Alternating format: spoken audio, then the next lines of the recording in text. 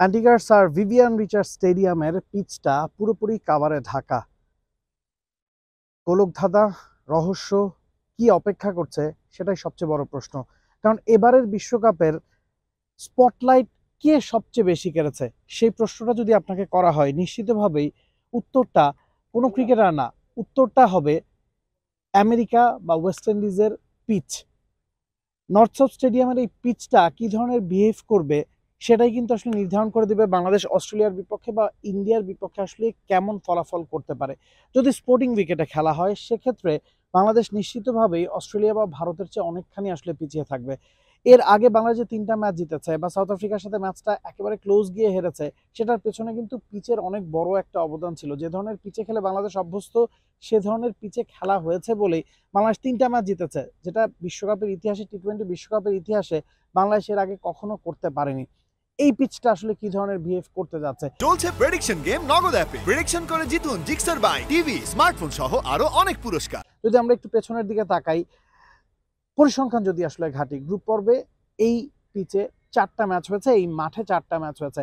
একেবারে প্রথম ম্যাচটাতে ওমানকে 150 রানে থামিয়ে স্কটল্যান্ড সেটা চেস করেছিল 14তম ওভারে। এই তথ্য শুনে আপনি হয়তো ভেবে থাকতে পারেন যে পিচটা স্পোর্টিং ব্যাটিং সহায়ক। যদি পরের ম্যাচের কথা বলি, নামিবিয়াকে 72 রানে অল আউট করেছিল অস্ট্রেলিয়া, সেই রানটা তারা করেছিল 6 ওভারে।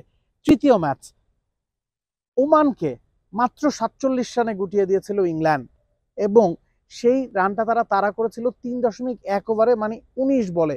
টি-20 বিশ্বকাপের ইতিহাসে সবচেয়ে কম বলে রান তারা করার রেকর্ড কিন্তু ওইটাই।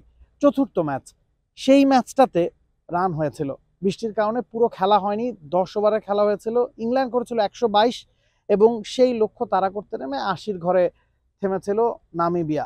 তার মানে হচ্ছে এই মাঠে প্রতিটা ম্যাচে আমরা দেখছি চেসিং টিম ভালো করেছে। একটা ম্যাচে আসলে রান ডিফেন্ড করা গেছে, সেটা ইংল্যান্ড করেছে নামিবিয়ার এগেনস্টে। টস জিতলে নিশ্চিতভাবেই ক্যাপ্টেন চাইবেন ফিল্ডিং করতে, কারণ আপনি নিশ্চিতভাবেই বলতে পারছেন না এই স্ট্যাট বা পরিসংখ্যান দেখে যে পিচটা আসলে কি ধরনের বিহেভ করতে যাচ্ছে। স্পিনাররা সহায়তা পাবে না পেসাররা সহায়তা পাবে। যেহেতু বৃষ্টির একটা পূর্বাভাস আছে, যেহেতু উইকেটে ময়েশ্চার থাকবে, নিশ্চিতভাবেই পেসাররা কিছুটা বাড়তি অ্যাডভান্টেজ পাবে। তবে স্পোর্টিং উইকেট হবে নাকি আরও একবার এই বিশ্বকাপে আমরা যেমনটা দেখে আসছি বোলাররা ডমিনেট করছে সেই ধরনের উইকেট হবে, সেটা একটা বড় প্রশ্ন। তবে উত্তরটা হওয়ার কথা আরও একবার বোলাররা হয়তো বাড়তি কিছুটা অ্যাডভান্টেজ পাবে, আরও একবার হয়তো ব্যাটসম্যানদেরকে বিশেষ করে পাওয়ার প্লেতে খানিকটা স্ট্রাগল করতে হবে। এবং বাংলাদেশের টপ অর্ডারের যেই অবস্থা, আমরা নিশ্চিতভাবে ওই শুরুতেই যে 2-3টা উইকেট হারিয়ে ফেলছি, সেই ঘটনা হয়তো এই ম্যাচেও আরও একবার ঘটতে পারে। একে তো ব্যাটসম্যানদের আউট অফ ফর্ম, তাদের আত্মবিশ্বাসের অভাব আছে, আবার উইকেটটাও পাওয়ার প্লেতে নিশ্চিতভাবে বোলারদের একটা বাড়তি অ্যাডভান্টেজ দেবে।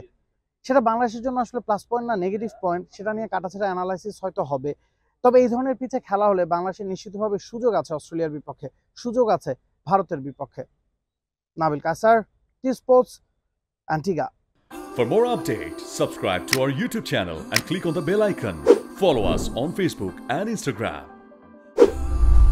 Download T-Sports app to enjoy exciting games and highlights. Visit tsports.com.